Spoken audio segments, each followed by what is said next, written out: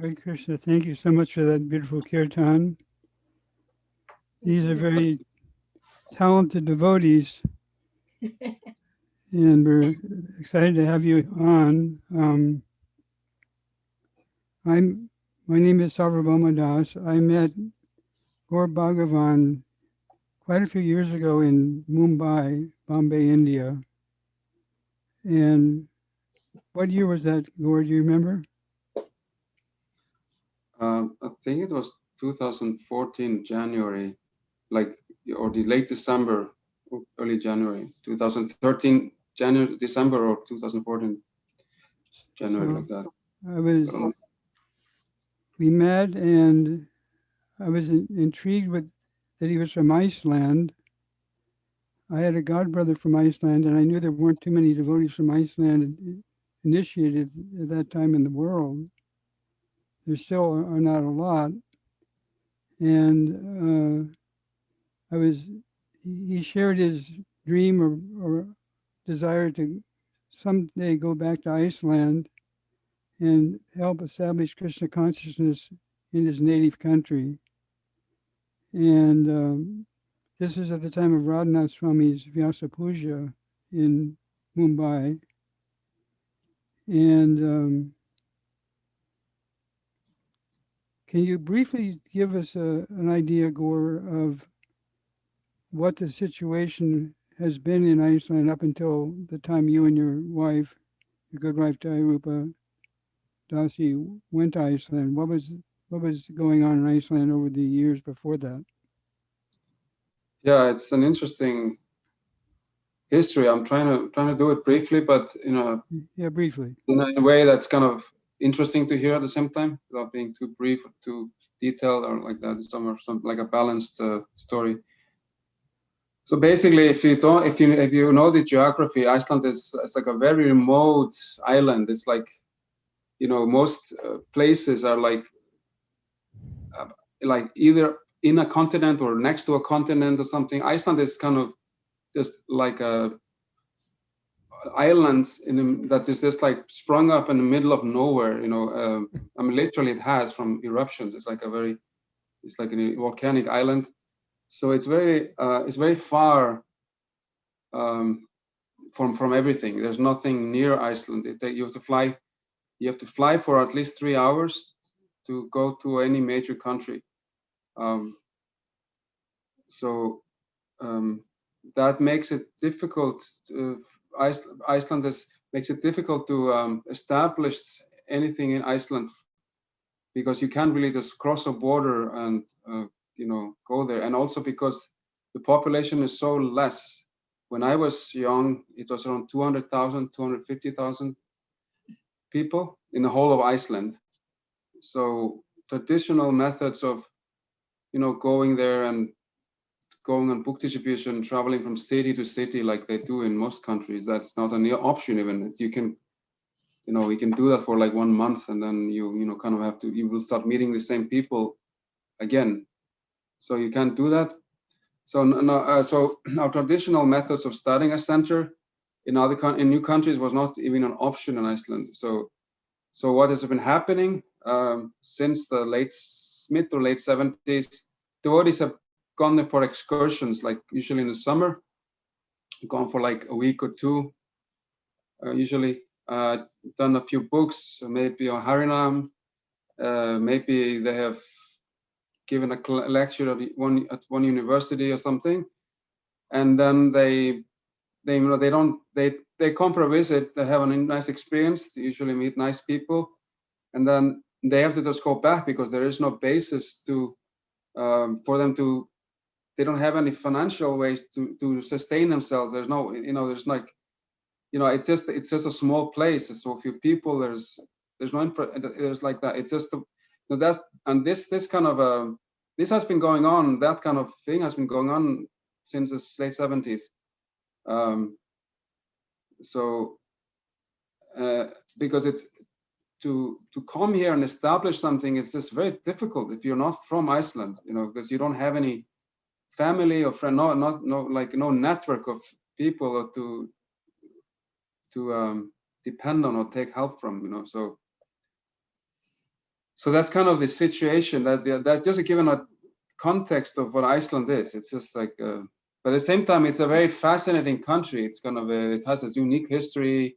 It's a very opulent country because Iceland, from the Second World War, made Iceland more opulent. You know, because the Allied soldiers, all Allied armies had to make it a base to fight, fight the German submarines, and then it became after that became a very important location, strategic location for the Cold War, like that. So this has been, so the Americans especially have been pouring money into Iceland, like, every year, like millions of dollars. So this has kind of lifted Iceland up, and then Iceland started doing this big commercial fishing. So Iceland has become very, very wealthy, actually a very wealthy country.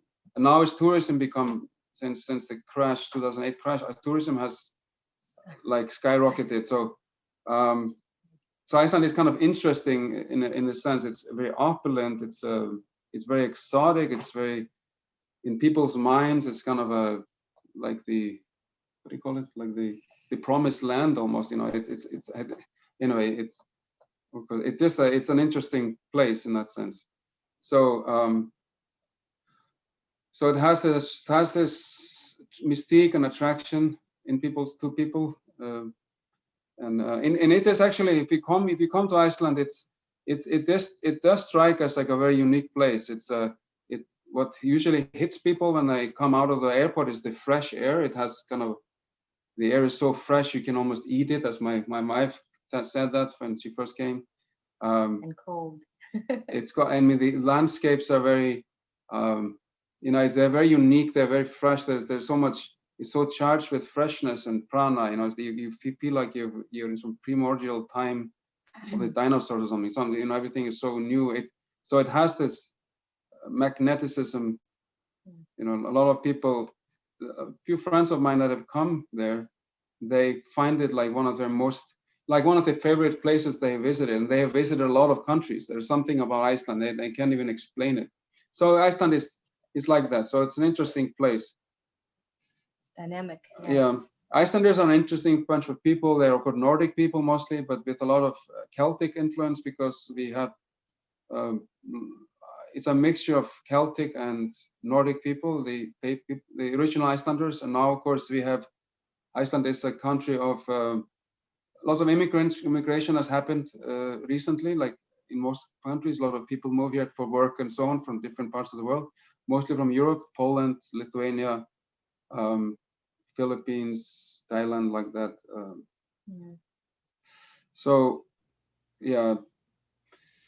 Well, just this, so this is the brief history. So devotees have been coming, and then with each effort, something has happened. Like one person became a devotee in the late 70s. He translated one little book, which was published like 5 years later by another group of devotees who found the manuscript. And then they printed it and distributed it. And I somehow read that little tiny little book, and that kind of, what year? This was in '89. I got the book. So somehow that was what made me a devotee. And then I really felt like Iceland, needed a Krishna consciousness. I really wanted to help with that in some way, but I was only 16, 17 years old, so I was, just a child actually. So I joined with that kind of desire. I want to do something for Iceland. And my first spiritual master, Sotra Swami, he really took me under his wing, because he really liked this. He wanted to nurture this desire of mine and train me for this mission. So I traveled with him quite a lot. I was his personal servant a lot. He sent me to Mayapur for training. He also sent me to Eastern Europe to be like a preacher, although I was very young. I was just like 20 something, I was just like a kid still. And he was still sending me there to be like a preacher, to teach people like what I was learning in Mayapur. And then later on, I was fortunate to also live in Chowpatty Temple in Bombay I was based there for about 3 years. So I got a lot of good inspiration or example from there.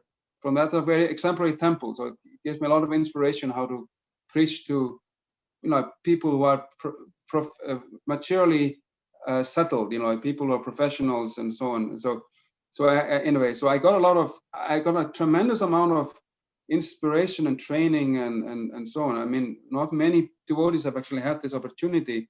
At the same time, I was like probably the most untogether person you ever meet, you know, like, you know, huh? Yeah, space case. I mean, I was kind of definitely that kind of in that category, but anyway, so it was kind of it's just like a dichotomy, like a paradox, you know. How come someone that's apparently useless is getting all these opportunities for training and all that? But I guess it's, yeah. Let me ask Dayarupa Prabhu, when did you meet Gaur and get married, and when did you know that he wanted to go back to Iceland? We met, or we were introduced by a friend of mine in 2010, I think. Yeah, 2010 or 2009. And he was in Iceland and I was in America. And we just decided to just chat online. And both of us had come out of this not so nice relationships, like a Krishna conscious relationships. I mean, but tempting to get married. Yeah, right? Yeah. We were kind of just very much, you know, in the mode of just let's cut through all the all the chase, you know, and just let's focus on what's important. So we had talked about every single thing that you can think of, you know. We had talked about ISKCON's history, gurus, and before meeting each other. Yeah, before even actually personally meeting each other, we were talking on Skype for about 3 years and 3 months, sorry. 3 years, 3 months. And it was just just talking about, you know, how many kids you want. Do you want kids? Where do you want to live? You want to live in Mayapur? You know, maybe we go to Iceland. So we had talked about everything. And this was one of the things we had talked about quite a bit. Like, you know, that, you know, maybe we do want to, I mean, he had shared his thoughts with me about, you know, how he had this intense desire, like when he was here in Iceland, 16 years old, there are no devotees around, and he really felt like this pain that I want to be with devotees, you know. So that's why he left Iceland and went to Germany. But so we had shared all this. So I had known this long before, and before we got married. So yeah. And your background is, your family is from India? Yes, my family's from India.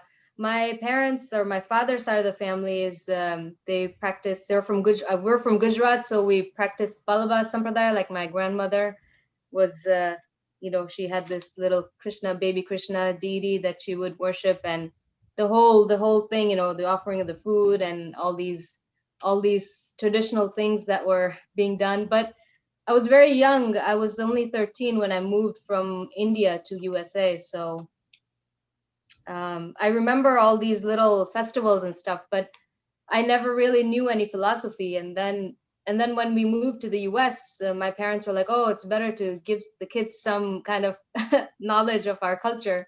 So we actually went to a thing called Swadhyay. I don't know how many people know about this, but it was a Sunday school. It was like a Sunday school, and this person talked about Bhagavad Gita and stuff. But so I actually went there for 10 years, and then after that I was studying in college, and then I got a job in it was in New Jersey. I was studying. My parents are in New Jersey, but then I moved to Connecticut because I got a job there. And actually, we had, right after I graduated college, my father had taken us to New Vrindavan for Rath Yatra, because Rath Yatras they happen in Jagannath Puri, and actually in my city where I'm from in India, in Gujarat, Ahmedabad, they are also celebrated. So there's a huge festival of Rath Yatra. So in my family, it has quite a bit of importance.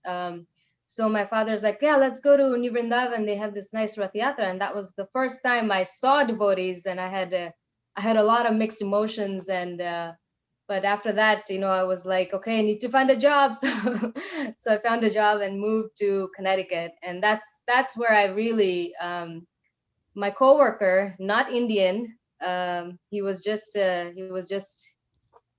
new agey kind of guy. And he's like, hey, let's go check out this Hare Krishna temple. So I'm like, okay, let's go. So we went after work one day, and yes, the rest is history. And I met Pyari Prabhu and Mother Jiva. They're also online.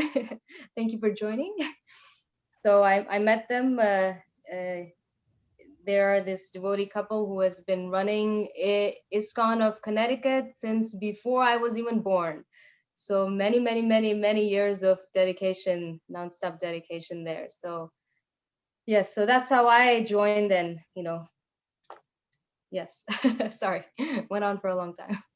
It was an interesting thing that this Connecticut temple was actually kind of a it's an inspiration because they've done something similar. They're They're a husband couple, wife yeah. team who are in a place that is somewhat like a little remote. I'm not relative to some other place. It's not like a main city. It's not like New York or it's not like New York or yeah. Boston, and they've just stuck it out there and for a long time. Very and inspiring.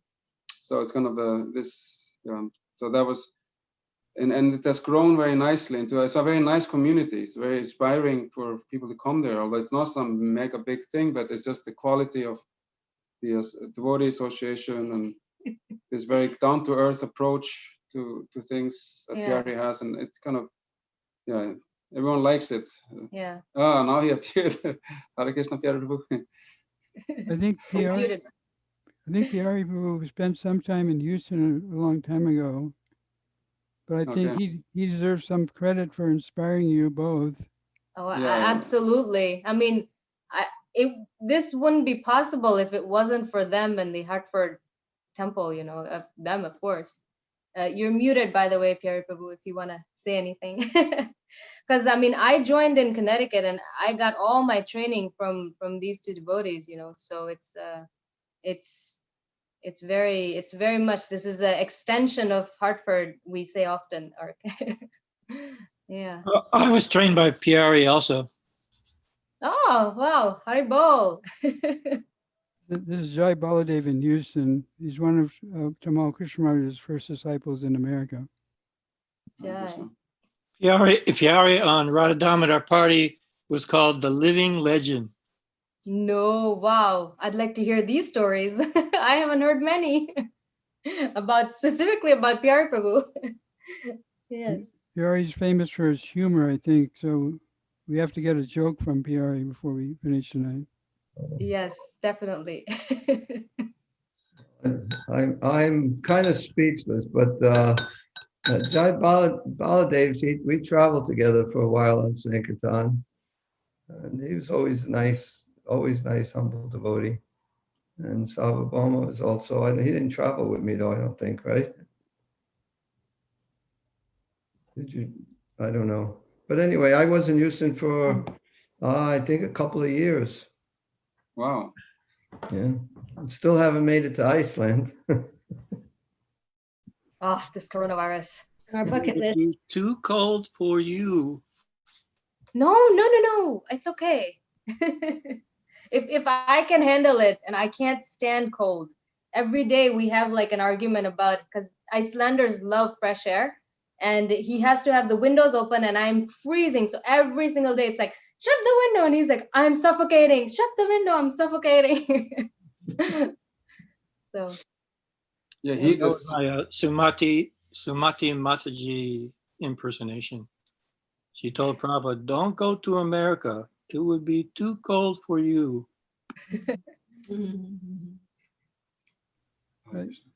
Dayarupa, we just observed Ram's appearance day, and the idea of a wife kind of adjusting her desires to her husband and going, into wherever he goes. I think that's very inspiring, and I know that it must, being from India, there must not be a lot of Indian-bodied people in Iceland, and it's quite inspiring that you've supported Gaur, and I know that Prabhupada depended on couples in the early days, the three famous couples that went to England, and it's very inspiring to see this formula, but it requires a lot of cooperation, and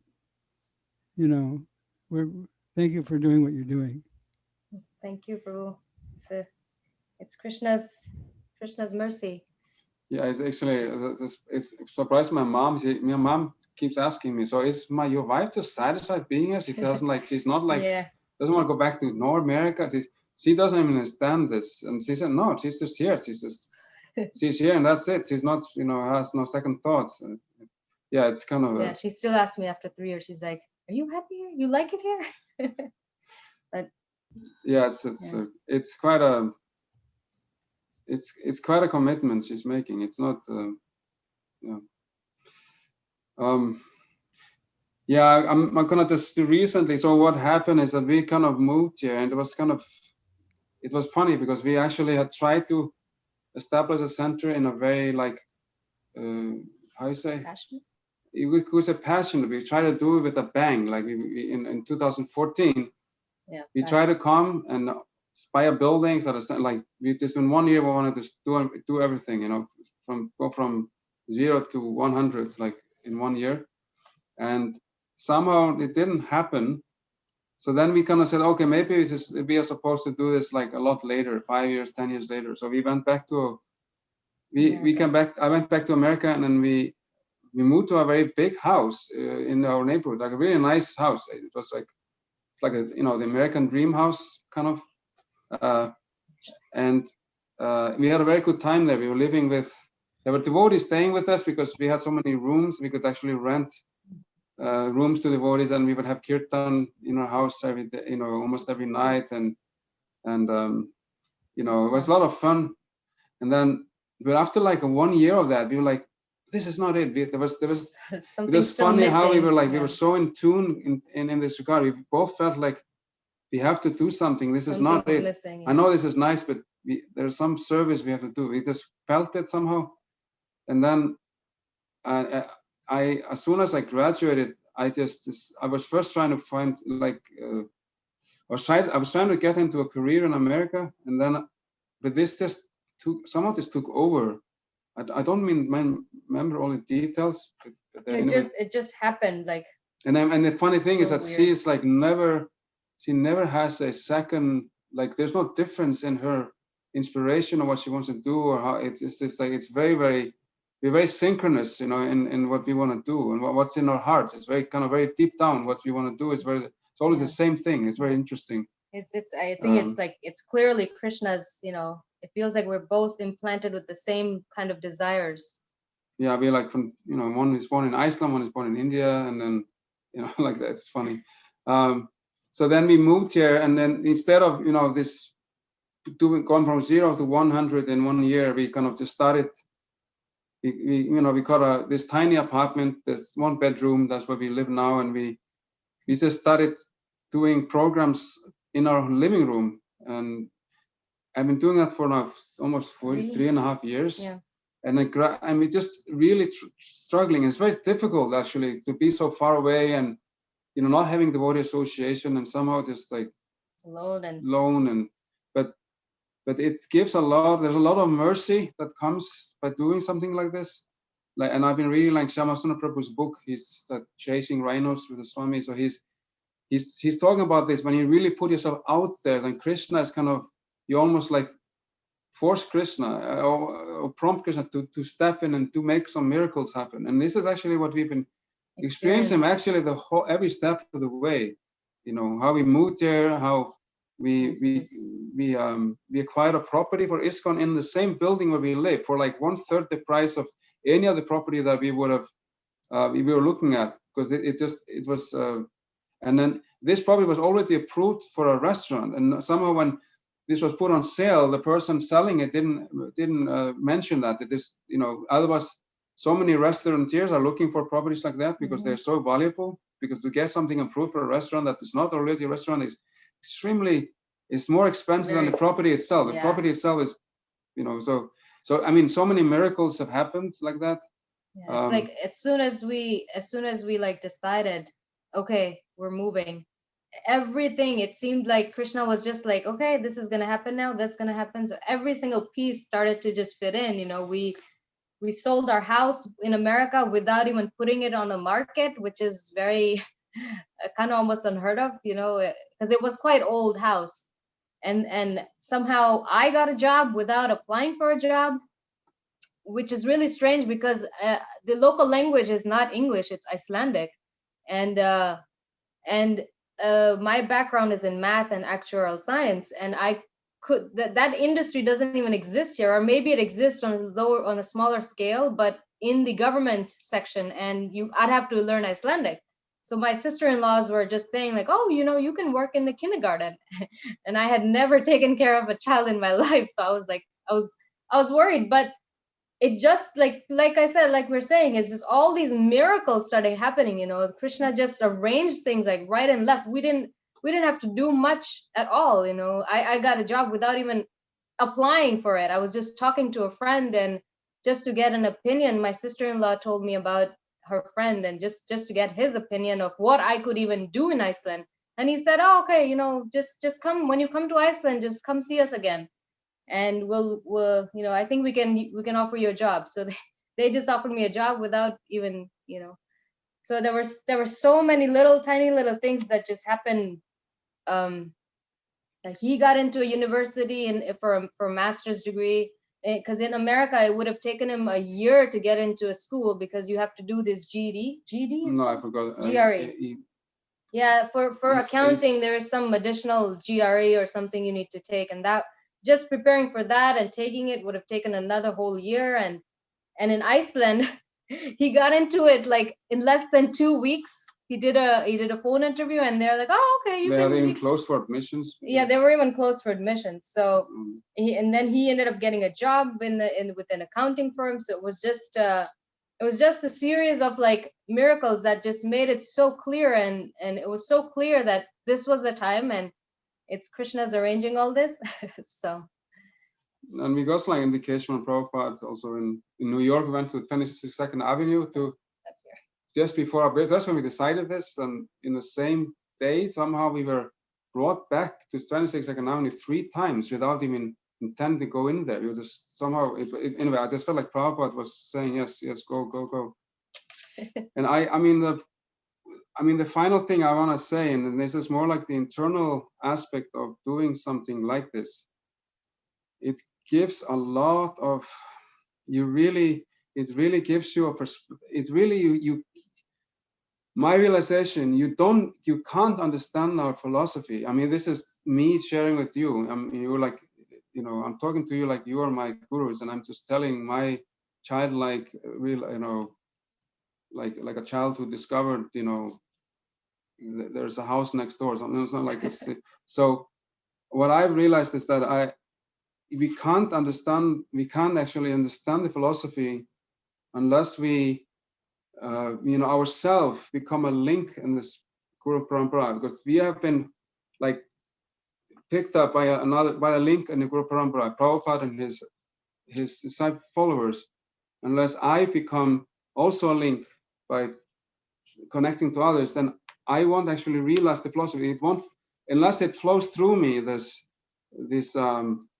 realization or this mercy that's come to me, then I can't experience. It's like a wire, like electric wire. If it doesn't connect to another wire, there's no current in the wire. So it's kind of like that.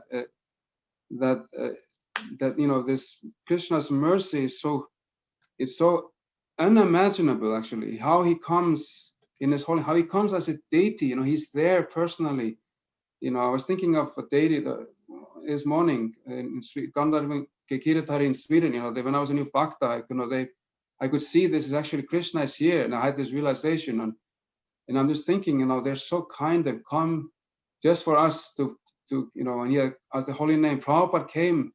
It's unimaginable the mercy that we have been given. So unless we, Prabhupada, when he was praying at the Jaladuta, he was simultaneously saying, I'm the most unfortunate beggar, but at the same time, he was also praying to Krishna, please make me your puppet, make me dance, help me to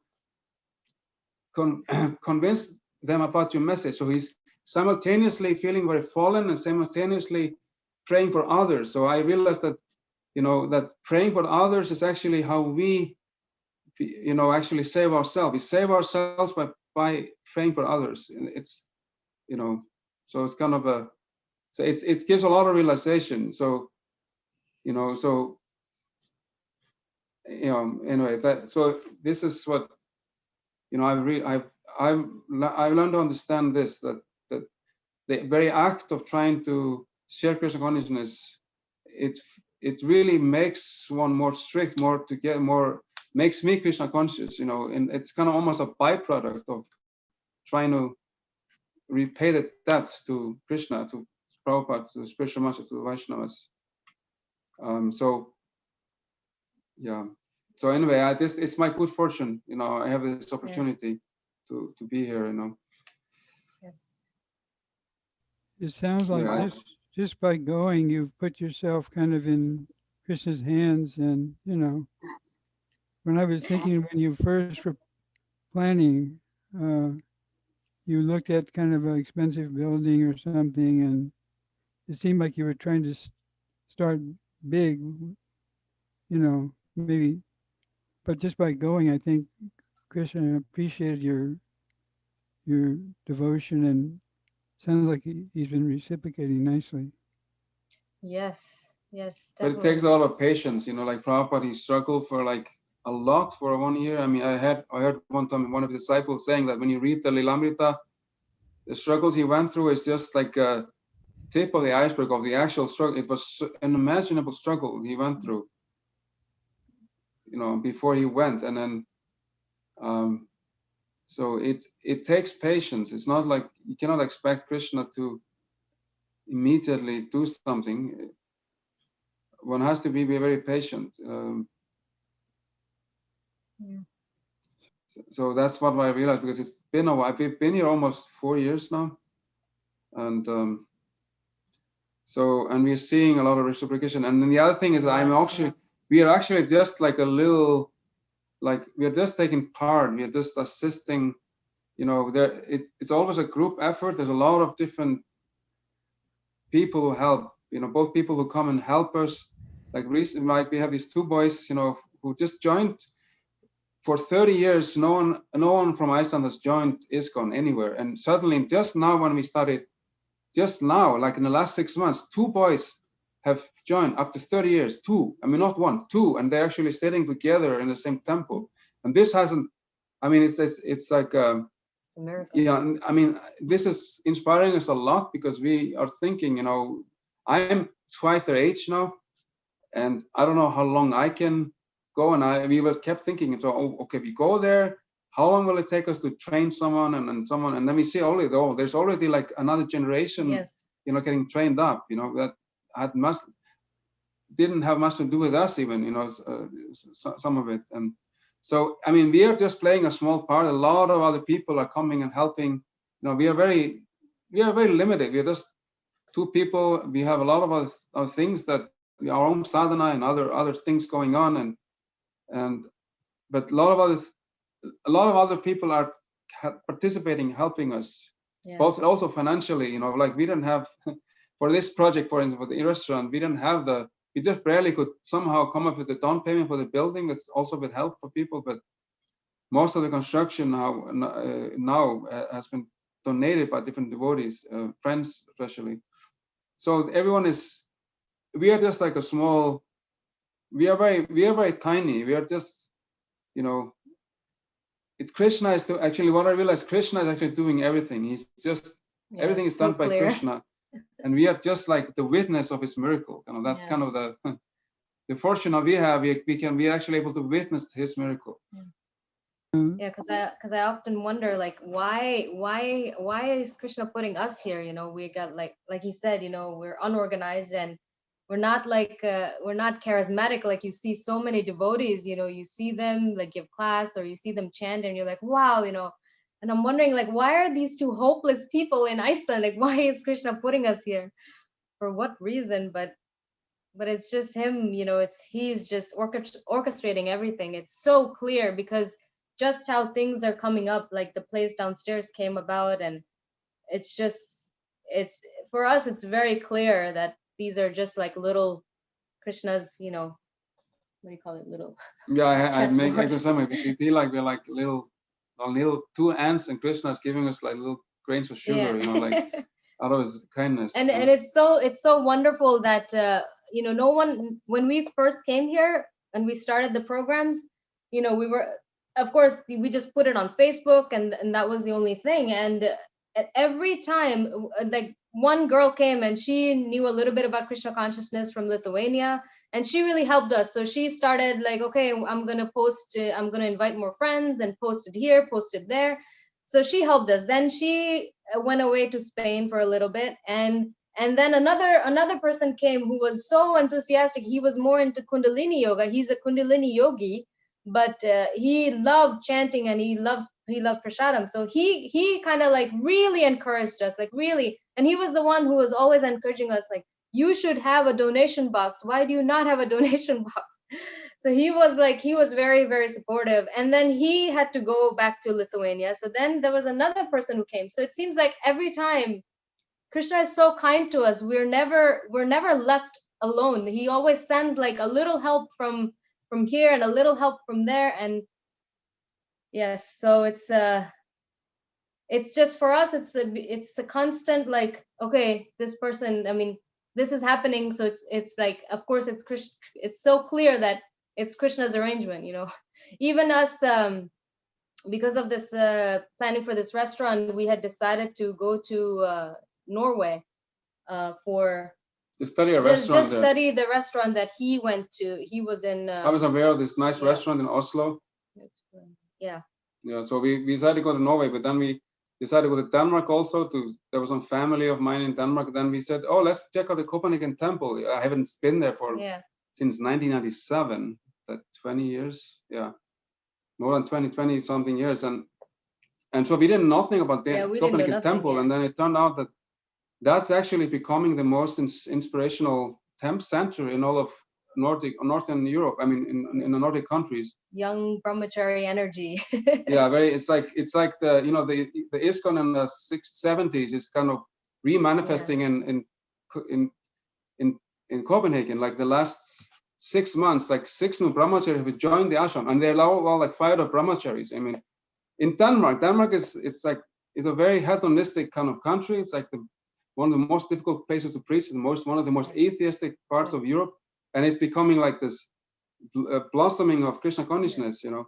And so we made this very good connection with the temple president there, with temple leader, with devotees, and this has actually been such an inspiration for us. And this is where and because of that, we had the confidence of sending the first person who joined us from Iceland. We were so confident to send it to Denmark because we knew that center was very nice and had a good program and all that.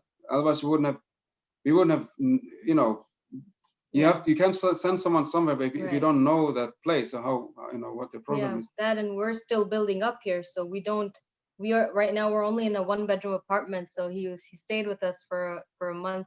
He's there online. Bhakta Hendrik.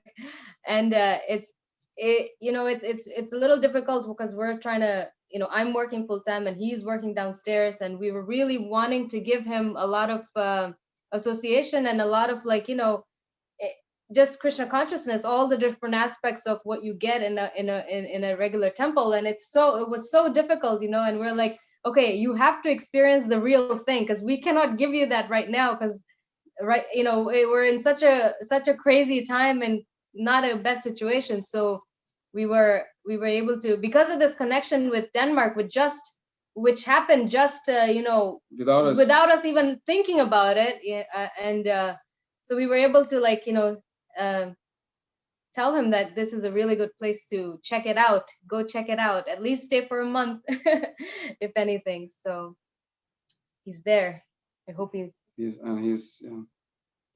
Great. Maybe we can hear from them at some point.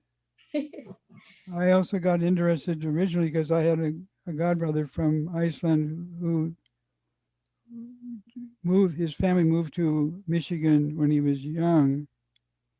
And just the coincidence of meeting you, Gaura, in Mumbai, and me having a godbrother that was from Iceland got me thinking of Iceland. So I never thought I would have anything to do with Iceland.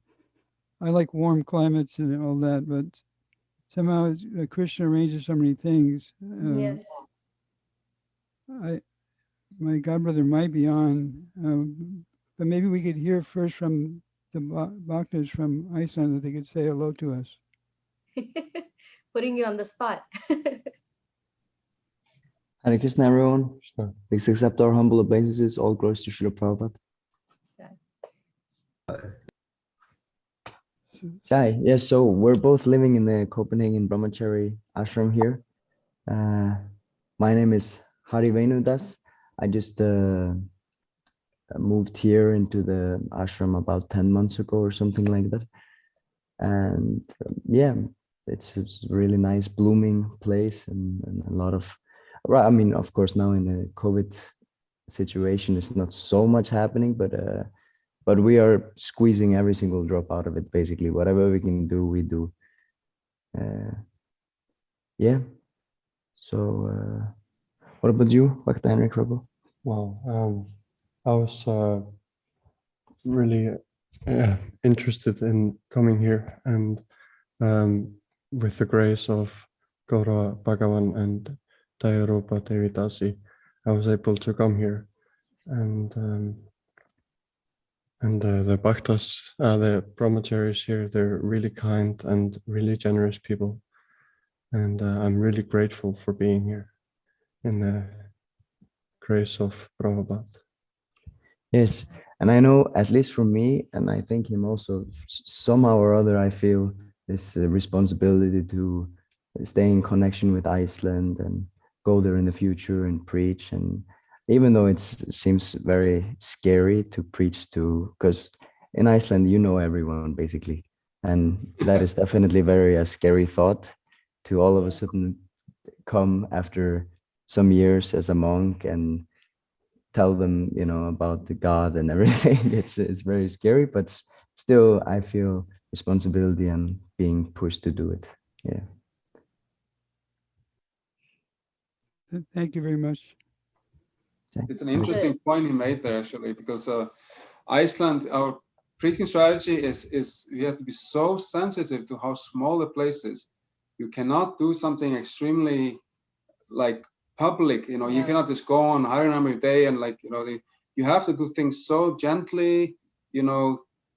You have to like go in like a needle really and just like slowly like trying to infiltrate the consciousness without it being, you know, people being you know, alarmed by it, too alarmed by it or something. So, you know, so we are just doing our programs in our apartment. Slowly. Maybe in the summer we go to the park, do a little Harinam, and then we have a little restaurant. People eat, you know, like little by little, we're trying to, because otherwise it's you cannot. It's a small island. It's like a village. Yeah, you know, one small wrong move, and like everyone knows about it the next day. Everyone will find out about it. Iceland is like that. There was this one business who was unethical in Iceland. There's one example, and they talked about it on the news. The next day, that business was done. No one would buy their product. Like no one in Iceland, everybody in Iceland just stopped buying the product, and that was the end of that business. You know, so I'm saying that's how connected people are. Everyone is connected. You know, it's not like a city. One city you fail, and then you go to a different city or something. You know, it's a very, very sensitive place. You have to be so careful. Yeah. Of your strategy has to be so like, you know, yeah. So it's. Yeah. So we've just been doing these programs on Facebook. I mean, we do Facebook Live right now because of COVID, and we have some people do come also, but that, and we try to maintain very good relationship with a lot of our friends and just try to feed them prasadam. We've done some like catering for friends and their personal private parties, so people know about our food. And yeah, so it's funny because while we were painting, and actually Bhakta Henrik is the one who made this nice design downstairs in the window, when we were painting a restaurant name, one old guy came up and he's like, yeah, hey, what are you kids doing? I remember you from the 70s, you know, you guys were chanting on the streets and stuff. So that was it's like, you know, there is a generation that remembers that aspect, and then there's been like quiet period for quite some time now. So why would Harinam be considered bad? No, not bad. I'm saying it. If you go, you see how we want to present it. We have to present it, but in a Properly. way that it just doesn't sound like it's like, you know, Yeah. it has to be very gently done. You know, you have to have a image of being these very gentle people who are not too intrusive or not too, you know, like Yeah. that. Because if you It's sensitive to if everybody. you go on, let's say we go on Harlem every day and we are just like with big whompers, you know, something like, you know, I'm saying it has to be things. Yeah. You have to understand. You're like, it's like it's sort of delicate situation. You preach, but in a such a way that, because you're dealing with the same people every day, you know, you meet the same people again and again and again. You have to kind of just make friends with people and share things in a very gentle way, you know, not too aggressive, not too aggressive. You cannot do an aggressive strategy here, or, you know, that's because that's it has been done in the past. The devotees from Germany came here and did book distribution using German tactics, you know, forcing the books on people, you know, and it was very, very bad publicity. This was in the 92, like that. Newspaper article. Yeah, it was like, I came here just for visit after that, my first visit to Iceland, and I was told this by people, you know what, you know, so many people told me, oh, this, so he just forced me to take the book, and you know, and like I say, it's just, we have to be very, very sensitive, you know, this to how we present. So we cannot afford mistakes here. That's the point, because it's so small. Yeah, You have an opportunity to make a huge good impression. You also have an opportunity to overnight, you know, destroy our future here for a while, you know. And I would say it's just me, just the two of us right now. It's a little, time is so restricted, and also maybe, I don't know, I think it would be nice if we had a few more people that we could go on Harinam, just instead of just me and him. Yeah, so for me at least it's that, you know, and maybe I think once the restaurant gets going, we might be able to go out a little bit more. Reason I'm saying in China also, we started very, very subtly, like you're talking about, but then we went not on a massive Harinam, but we used to just go to a park, sit down with a harmonium, you know, one pair of cartels, drum, not making a lot of noise, you know, just quietly chanting. It attracted people. Yes, exactly. That's what I want to do here. Yeah. And we do go to yoga studios. Like we have a friend who's a yoga studio owner, and she does kirtans, so we always join in and chant Hare Krishna, and they really like it. So we are doing those kind of like, how do you say, hidden? No, low key kind of things. Yeah. And we facilitate book distributors that has been to come here to distribute books to people who are very good at book distribution, who are very you know, well rounded, you know, in that service. So they every summer or maybe twice a year they will come, from devotees will come who come for like a week or two and do books, and that's actually pretty good for Iceland. If twice a year someone comes and distributes books, that's kind of. If you do more than that, like they will meet the same people after 2 weeks. They start meeting the same people again. So, every twice a year they come and do for 2 weeks. That's a good. And this is Pragosh Prabhu said, our TPC said that. I was talking about this. He said, yeah, but the rest people need to eat 3 times a day. So the restaurants are pretty good for Iceland, because you cannot distribute books to the same person every day, but you can feed that same person every day. You know, so that's what kind language of books. What language? They were just, we don't have, we have translated 3 titles into Icelandic, all are out of print. I'm gonna reprint the first one because that was the one that made me a devotee, because it was the best translated one. So that otherwise we use English books, because most people speak English or know English well enough to read it. You have a website? Yes. Yeah. Iceland.is. ISKCON.is is like the domain for Iceland. Yeah. What's the name of it? ISKCON.is. IS for Iceland. You can also type in iskonoficeland.com or iskoniceland.com. It should take you to that same page. Then we have a Facebook page, of course. That's where all our events are announced and so on. time. I think Winston posted the website. Sorry? Winston posted the website, I believe. Oh, in the chat. Yeah. Yes. Yeah. I Yes. know I don't see a place for donation. We have it under events. No, Oh, under sorry, projects. Yeah, we're not very We're very we're bad not very at good at asking asking for money. So donations. We've been pushed by people, so it's also a learning curve, because we should not. I did Prabhupada say this? Or we shouldn't be shy to ask for Krishna, right? I don't know. I don't remember. I don't have a good memory, but yes. There's a page called projects, and I am still in the process of updating it. It's kind of it's a little difficult, because you're doing, like, there's two people doing everything here, posting, taking pictures, and formatting them, and this and that. So we have I have to still update a little bit on this project. We have pictures of. I have been posting pictures on our events. Like, we did another kind of preaching thing we did was we did a samosa evening where I taught about 12 people.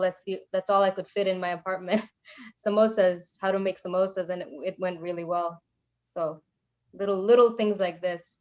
But if you go under projects, so we have included our bank information, and there's also a PayPal link which is attached to our US bank account. And we've been writing people who have been supporting us. Many of these devotees are just supporting us, what do you call it? I mean, this is all kind of support, not just monetary support. So I have to update this still. Yeah. Yes. So it's there, hidden under projects. Yes. I Very think good. I see that now. Mr. Wing is one of your supporters. yeah, Very, very kind. Yes, it's because we're at the last stage of our restaurant. to open a restaurant. To So open our restaurant. We've done like the biggest thing is getting the kitchen Up to code and the exhaust system, and now we just have the last part of just the retail area and some appliances. So we kind of what are you saying? yeah, no, we have been. Yeah, these are now for the first time we are actually starting to ask for more help, because so we can open a restaurant Yes. on time. Yes. Because we basically been just using our whatever's left over from our monthly income to do this. Yes, and our personal savings, and I have a really good credit history in the US, coming from like a sort of finance background. So I've been doing a lot of like credit card, no interest credit card. I don't want to call them loans because they're not really loans. So a lot of the like buying of the building and stuff has been mostly our personal money and tiny credit card loans from the US. but we have had we have had a little bit of help in setting up the downstairs. Like one of our close friends donated some Lakshmi, quite a bit of Lakshmi, and Sarvabhauma Prabhu has here. We have some friends, and actually like another one of my close friends, devotee friends, he said, why don't you tell people about this and give them the opportunity to contribute towards this project, because many people can't do what you're doing, like go out and preach in a zone or in a place where there's nothing there. So maybe this is an opportunity for them to contribute towards that. So it was like kind of almost like share your, what do you call it? Or good fortune, or your opportunity, or what am I trying to say? Opportunity of service. Yeah, opportunity of service. So yes, so we're finally like, okay, slowly. Radhanath Swami, actually, we've told him about, because I moved here without telling him much about it. Yeah. And then somehow Krishna arranged that we met both him and Niranjana Swami, both of our gurus, at the same time, in the same place. Sadhusanga, and this was, I mean, completely by Krishna's arrangement, because Niranjana, for instance, was not proposed. He was not actually announced to be at Sadhusanga. He just happened to be passing through and asked its organizer if he could visit, and somehow so. And then I was trying to meet Radhana Swami, and he was trying to meet Niranjana Swami, wanted to meet us, and somehow this was arranged that the only time that we could meet each of them was at the same time and in the same place. So we had a meeting of the 4 of us together. So that's when I would, because I wasn't sure, am I doing the right thing? Am I supposed to be in Iceland because it's so difficult? And then they really showered us with so much inspiration, and they said, but if you want to be, you really have to stick to this for a long time if you want this to be successful. That's the one thing. And the other thing is, Radhana Swami said to me that it's very rare that there's like a whole country just sitting there and no one has preached there. It's a very rare thing nowadays, because almost every country, every like civilized countries that are like affluent, it's very rare that they're just, no one has gone there. There's no one has established anything. So he said it's a very rare opportunity. He said nowadays. Yeah. So that's, so it's very inspiring for devotees that that's like Swaram Bhama Prabhu, like he's so inspired by this aspect, I imagine, because it's so rare there's still a whole country that's still sitting there, and no one established anything. So yeah, and anyway, I found that doing this as unqualified and as useless and unlimited as I am, just the effort of just the attempt to try and do this I get a lot of mercy from my spiritual master, from the devotees. When I last met him, it was unimaginable, how much mercy he was showering on me. Because he saw that I was just trying to do something, although I'm just really limited and imperfect, and I don't have any personal, like Prabhupada said, I have no personal qualification, but I'm just trying to do something. So just that attempt is what pleases Krishna, because really it's he who does everything at the end. Yeah, it's the same with me. I wrote my Guru Maharaj a 4-page email describing all the things that had happened. I think this was my first personal email to him ever. I've always gone to Pyari Prabhu, and we've been in contact about what's happening here or not, but I hadn't personally updated my Guru Maharaj, and I wrote him a 4-page email, and I was so embarrassed. I'm like, oh my God, he's so busy, and is even gonna get a chance to read it, but he not only read it, he responded, and it was just such a sweet message back that it just, like he said, we're being showered with so much mercy by devotees and our spiritual masters and but how did he start his email? He said, I'm very, very, very, very happy to read something like 4 times. Then he said in brackets, like, what do you call it? 3 times. Yeah, he said, I'm very, very, very happy to, just that I wrote to him. So he was very happy that I wrote to him, and he said, I'm very, very, very, and that's 3 times. He said an email. Thankful that you wrote to me this email. So he's very encouraging. He's very encouraging, His Holiness Niranjan Swami. Yeah. So yes, we need all the blessings and mercy from devotees. We had Malti Devi come visit us twice. She would have been here if it was not for COVID, but she came here twice. I think the first time we didn't do much because she was here for like 1 day overlay, but it's still, for us, it's like, oh my God, a devotee to associate with for a few days.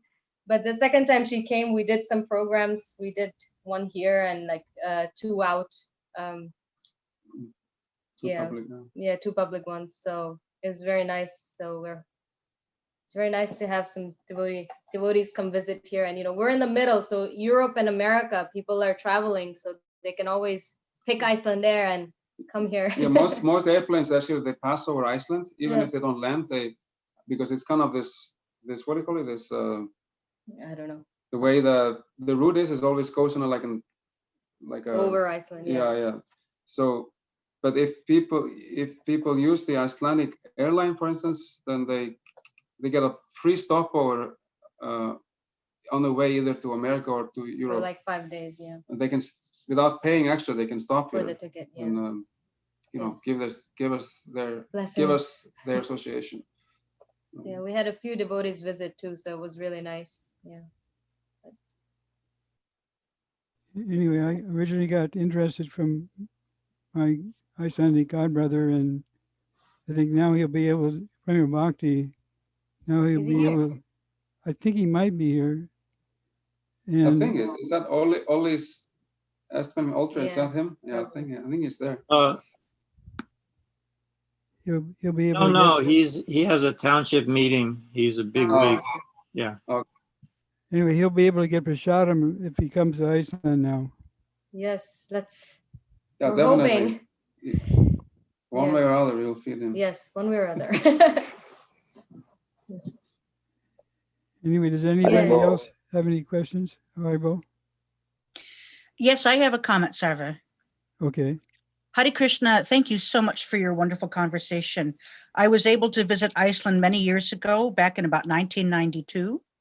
And I really appreciate your comment about the needing to be culturally appropriate about how you present these things, these concepts to the Icelandic folks. The thing that popped into my mind, I was there over Christmas back in 1991, 92. And I know Iceland is one of the most literate countries on earth. I believe there's more published writers per capita in Iceland than any place on the planet.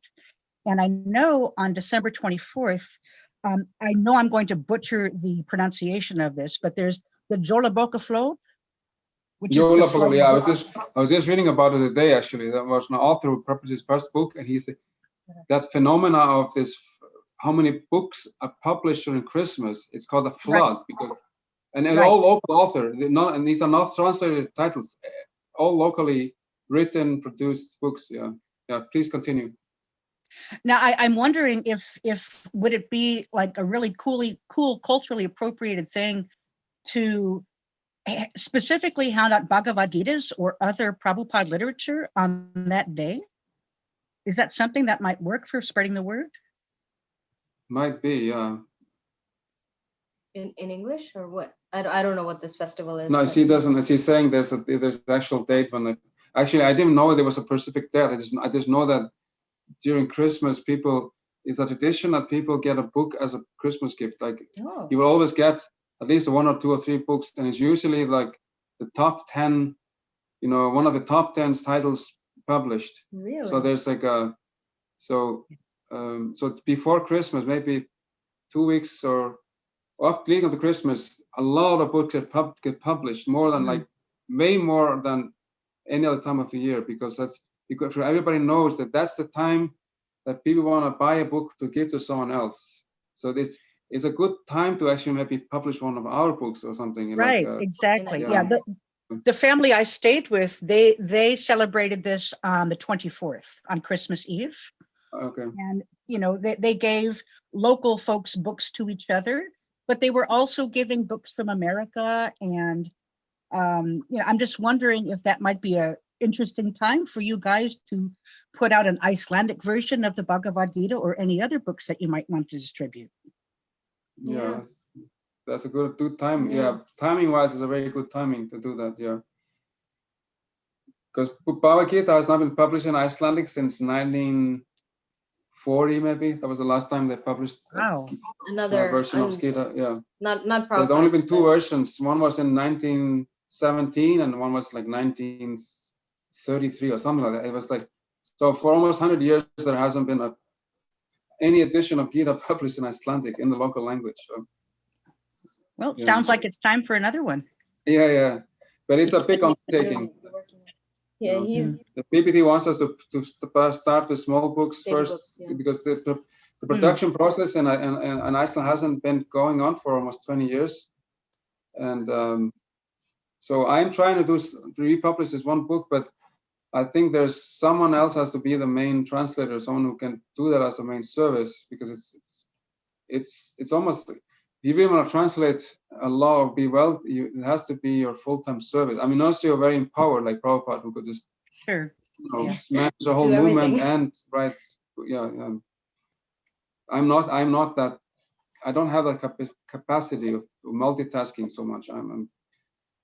Yeah, yes, to But I focus on really love doing that service. But you know, yeah. it's just there's so many things going on right now that we get pulled in. So, but our goal is to at least, you know, by the time the restaurant is up and running, end of June, or you know, hopefully beginning of June, that this little booklet, at least this little booklet, if it's published, there's just a little bit left for you to translate, Yeah, right? yeah. I have There's to a small translate piece left the last to, chapter. Well, it's not it's the biggest chapter, but I want to finish Yeah. the last chapter of it'd it. be And nice then, to have this book in Icelandic, because the other two books are there too, the smaller, which is it?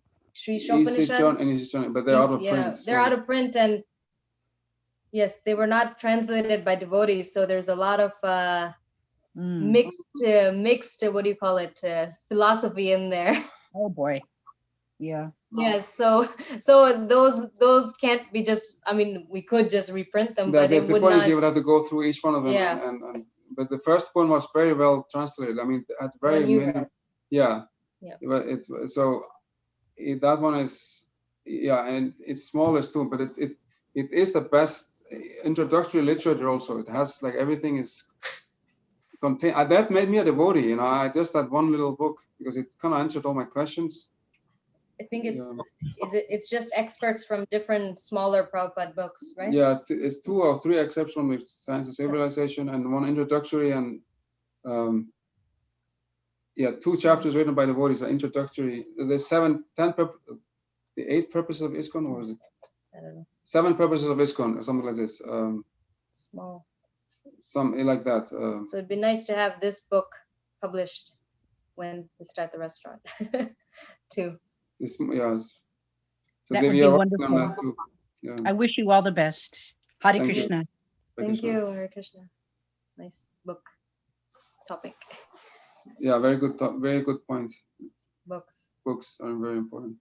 Yes, Prabhu. So, or anyone else wants to ask a question, or maybe you're out of time. I don't know. Well, we're fine. It's later for you than it is for us, but It's fine. anybody have any last questions or comments?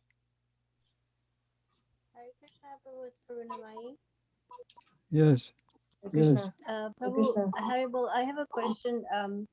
We were just wondering what do you guys do for ingredients? I'm sure it's not as easy to get Indian ingredients and Yeah, different things, Iceland is extremely expensive. Here, echo. Is it me? Sorry, I keep hearing my own echo, but it's gone now. Yeah. Everything in Iceland is just like, I think that's the most painful thing for me, because I buy a tiny little like stalk of cilantro and it costs like $3, and I'm like, oh yeah. But everything is so expensive here. So what I've done in the past, I mean, when we moved here, we moved our car and all of our household in a container, because the cars here are also like what, twice or 3 times Twice, at least twice the prices in Iceland. So we were like, okay, the same car in America will be half price compared to here. Yeah, so we just decided to take everything with us, and I took so much grains and spices with me, and whenever I go visit US, because my parents are there, I bring just loads of like just 2 suitcases. my bags are full of spices and things we can't find here. Yes, and then we go to India once a year. We'll go to India and also US, so we can also always bring stuff from there. But I refuse to buy stuff from here because it's so expensive. I mean, it's not even available, most of it. Yeah, a lot of it is not available, but a lot of it, like for a pinch, for like a spice, a cumin that's gonna last me like maybe a week. It's like, I'm spending $5, and it's just so painful to waste Krishna's energy like that. But for the restaurant, we're talking directly with the TRS, which is a European company, and this is such a huge learning curve for me, because I know so much more in the US, all these wholesalers and this and that, and now, but because Iceland is part of Europe and it has this European Union, all the rules and healthcare stuff. So for the restaurant, we're talking with wholesalers based in Europe. Like TRS is one of the biggest companies, and we might do like a shipping with them, because even getting wholesale here, it's just, people are just like, so I mean, why don't they bring their prices down? I don't understand. Even for like restaurants and stuff, the prices are still like, we asked the guy and he's like, oh, I could give you 5% discount. And I'm like, 5%? That's, you know, I'm gonna have to charge people like so much money to just have like a little bit of prasadam. So that's the goal. Plan, I should say. Yeah, very big bulk order. Yeah. From UK. If anybody has any contacts they know of in the UK, they can let us know. But we can actually, yeah, reach out to devotees there too. Thank you, Mataji.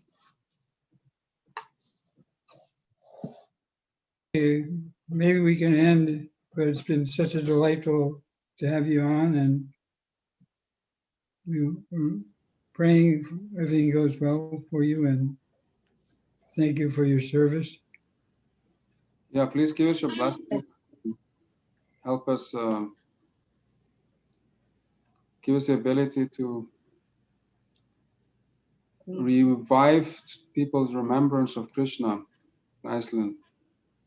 Help revive their Krishna consciousness, you know, their remembrance of Krishna. They're very, very forgetful, very far from everything, you know, here in Iceland. People are it's a very fortunate country in that sense. It's so far from everything, even just regular mainland culture. They're so far from that. So it requires a lot of mercy for them to revive their memory of Krishna. You know, they are Krishna. So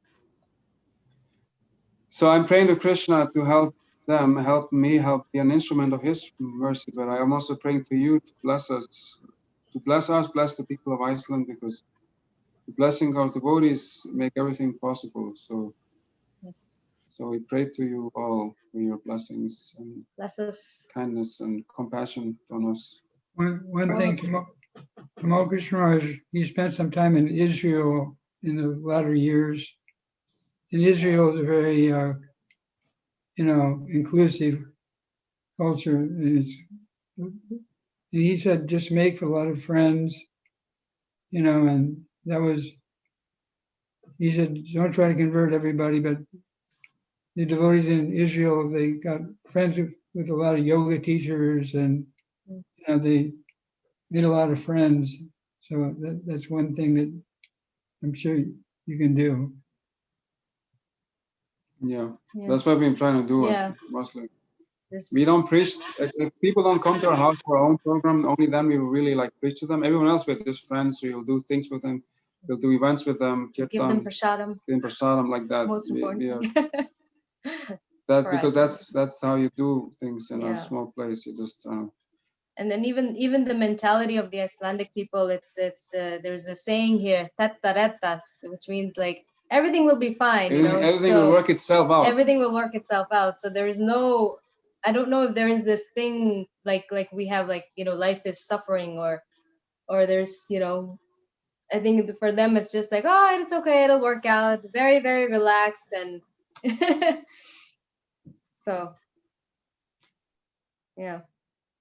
Yeah, it's not easy to, you know. It's not easy to preach saying like, you know, material life is suffering. They'll be like, what? Yeah, so prasadam is our weapon here. At least that's what I say. Yeah, that's actually what this thing of prasadam is actually since I was very young, Masoto Swami, when he was training me up, he told me very early on that in 1993, when the attempt of the devotees to establish a center here from Germany, they came in 92 for a year. For an entire year, they sold like at least 5,000 books. They were going every day on book distribution, and they were trying to preach this stuff. And they were not successful in establishing a center. And he said to me that the only way you can actually establish something permanently is through a restaurant, because that way people will get prasadam like regularly for over a longer time, and by taking prasadam regularly over a longer time, they will become purified, and they will be able to understand the philosophy. Also, that it creates like a financial basis for establishing a center. So once you have like a cash flow coming in regularly, then that will support any other programs Exactly. that we might want to do. Yeah. So this is why for us this restaurant has been my dream since that time. This was in 94, I think he told me this, 95.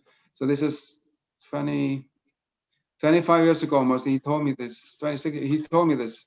So for 25 years, I've been thinking, I've been asked by people, so if you become a rich man, what will you do? I will say, I will start a restaurant in Iceland. That was like my immediate answer. At that time, I was living in India or in Greece or somewhere. I wasn't. So there's all, since I've been carrying this dream in my, we say in Iceland, in my stomach. I've been carrying it in my heart since that time. And it can. And my wife, when I met her, she was like, since we got married, she's just not talked about anything else. I want to quit my job and start a restaurant. It's like, where in Connecticut? Where are you going to start a restaurant? I just, but when it didn't make sense to me because where she was and in our situation, it was a lot of risk. But that has been her passion, like since I knew her. So it's funny. I had this desire as a brahmachari, 20-year-old brahmachari had a desire, and then Krishna put me together with the person who has this passion to start a restaurant. So yeah, and so this is Krishna's, Krishna reciprocating with this, yes, with this desire or vision. And also, I feel like right now we're using all of our own personal money to survive here, sustain here, and but what about the future? What happens when we become like 70 and leave our bodies? Like, so we want to have like a plan where we're not just thinking about while we're here, we're thinking about the next generation. How will they maintain? So if the temple has some kind of income, like a restaurant that generates income for the temple itself, then at least it won't end when we die. It can continue on. Somebody else, someone who Krishna might inspire might come and take over and continue on. And we're really hoping that. And the best part of this is that Krishna has made such a wonderful arrangement that this place we bought, we actually were able to split it up into 3 sections, and 2 of the side sections we're renting out. So the mortgage is already taken care of right now. And maybe in a year or 2, when we become financially stable, we can expand the 2 side properties, one into a seating area and the other one into like a temple room. So financially also, we wanted to make sure that we weren't taking any crazy burden on ourselves or putting anything in risk, because this is in ISKCON's name, and we didn't want to take that risk either. And at the same time, think about the future too. Like, so we're hoping that, if this restaurant is successful, we can purchase another, like a residential place where devotees can, like, we can have our own training program and we wouldn't have to send devotees overseas. Of course, that's fine. But it'd be nice to just have someone be able to come locally and, maybe they want to try it out for a week or 2 weeks or a month, and something like that. So always, I'm trying to also think about the future, because like he said, he's turning 50 in a few years, and 2 years. In 2 years. So if we start thinking about like the future and how we can organize this so that it doesn't just collapse with us leaving, it can continue on with maybe another couple or another 2 devotees or whatever, Team of brahmacharis or yeah, why not? There's a place in US where it's a nuns, they sell food to maintain their temple, so that could be a why not? So that's also in my mind, always going on. Future, I'm always in the future, gotta be in the present. Yes.